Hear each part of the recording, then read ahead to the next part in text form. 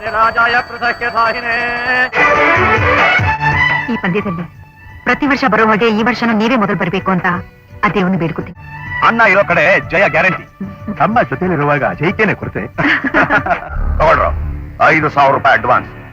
ಪ್ರತಿ ವರ್ಷ ಚಂದ್ರಪುರದ ರಾಮಣ್ಣನೇ ಮೊದಲು ಬಂದು ದೇವರ ವಸ್ತ್ರ ದೇವಸ್ಥಾನದ ಗೌರವ ಎಲ್ಲ ಅವನಿಗೆ ಸಿಗ್ತಾ ಇದೆ. ಈ ಸಾರಿ ಏನೇ ಆಗ್ಲಿ ನಾನು ಮೊದಲು ಬರಬೇಕು.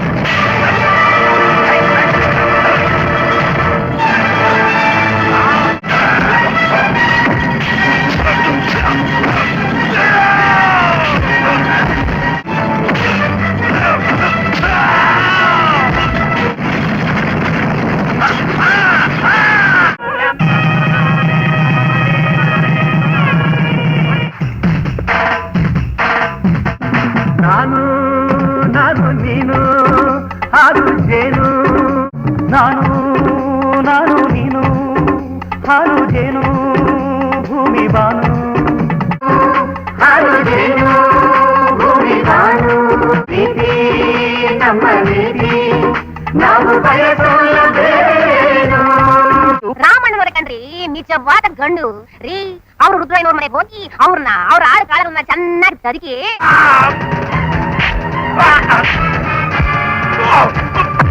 ನಿಮಗೆ ನನ್ ಮೇಲೆ ಕರುಣೆ ಪ್ರೀತಿ ಇದ್ರೆ ಮೊದಲು ಬೇರೆ ಮನೆ ಮಾಡಿ, ಅಲ್ಲಿ ನಾವಿಬ್ರೇ ಸುಖವಾಗಿ ಸಂತೋಷವಾಗಿರೋಣ. ಇಲ್ಲದೆ ಇದ್ರೆ ನಾನು ನಮ್ಮ ಅಪ್ಪನ ಮನೆಗೆ ಹೊರಟೋಗ್ತೀನಿ. ಆಗಲ್ಲ, ನಮ್ಮ ಅಣ್ಣನ ಹತ್ರ ನನ್ ಕೆಲ ಪಾಲ್ ಕೇಳಕ್ ಸಾಧ್ಯ ಇಲ್ಲ. ನನ್ನೊಂದು ಮಾತು ನಡೆಸ್ಕೊಡ್ತೀಯಪ್ಪ? ಖಂಡಿತ ನಡೆಸ್ಕೊಡ್ತೀನಿ. ಪಂಚಾಯ್ತಿ ಸೇರಿಸಿರೋರು ಯಾರು? ನಾನೇ.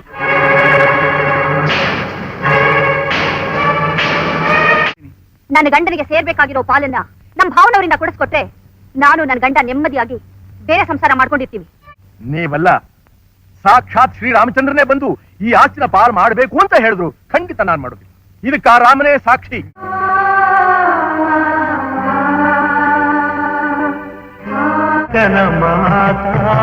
ಶಿರದಲ್ಲಿ ಧರಿಸಿದ ನೀತಿ ಧರ್ಮನ ಎತ್ತಿ ಹಿಡಿತಿದ್ದ ನಮ್ಮ ಅಣ್ಣನ ಅನ್ಯಾಯವಾಗಿ ಅಪರಾಧಿ ಸ್ಥಾನದಲ್ಲಿ ನಿಲ್ಲಿಸ್ಬಿಟ್ಟಲ್ಲೇ ಪಾಪಿ. ದೇವರಂತ ನಮ್ಮ ಅಣ್ಣ ಈ ಮನೇಲಿ ಇಲ್ದಿದ್ಮೇಲೆ ನಾನು ಇಲ್ಲಿ ಇರ್ತೀನಿ ಅಂತ ತಿಳ್ಕೊಂಡಿದ್ಯಾ? ಈ ಆಸ್ತಿ ಪಾಸ್ತಿನೆಲ್ಲ ನಿನ್ ತಲೆ ಮೇಲೆ ಸುರ್ಕು. ದೇವಯ್ಯ, ನಮ್ಮ ಅಣ್ಣ ನೋಡಿದ್ಯಾ? ಇಲ್ಲ. ಯಾಕೆ ಸುಮಿತ್ರಣ್ಣ? ರಾತ್ರಿ ನಮ್ಮ ಅಣ್ಣ ಹತ್ತಿಗೆ ಮನೆಯಿಂದ ಹೋದವರು ಇನ್ನೂ ಬಂದಿಲ್ಲ. ಹೌದಾ?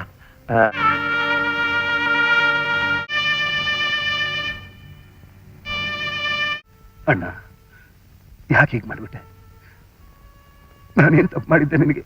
ನಾನೇನ್ ತಪ್ಪು? ಕಿರಿಯರ ಆಸೆ ಪೂರೈಸಬೇಕಾದ್ದು ಹಿರಿಯರ ಕರ್ತವ್ಯ ಅಲ್ವೇ ಶ್ರೀಧ? ಅಣ್ಣ, ರಾಮ ಒಂಟಿಯ ಕಾಡ್ಗೋಗ್ಲಿಲ್ಲ ಅಣ್ಣ, ಲಕ್ಷ್ಮಣ ಕೂಡ ಜೊತೆಲೇ ಹೋದ. ದಯವಿಟ್ಟು ನನಗೆ ಕ್ಷಮಿಸ್ಬಿಡಿಕ. ನೀವು ನಮ್ಮನ್ನ ಅದೃಷ್ಟ ದೇವತೆ ಬುದ್ಧಿ. ನೀವಿಲ್ಲ ಅಂದ್ರೆ ನಮ್ ತಲೆ ಮೇಲೆ ನಾವೇ ಮಣ್ಣು ಹಾಕೊಳ್ಳಾಗುತ್ತೆ. ದಯವಿಟ್ಟು ಬನ್ನಿ ಬುದ್ಧಿ. ದಯವಿಟ್ಟು ಬನ್ನಿ. ಆಯ್ತು, ಬರ್ತೀನಿ. ಆಯ್ತು.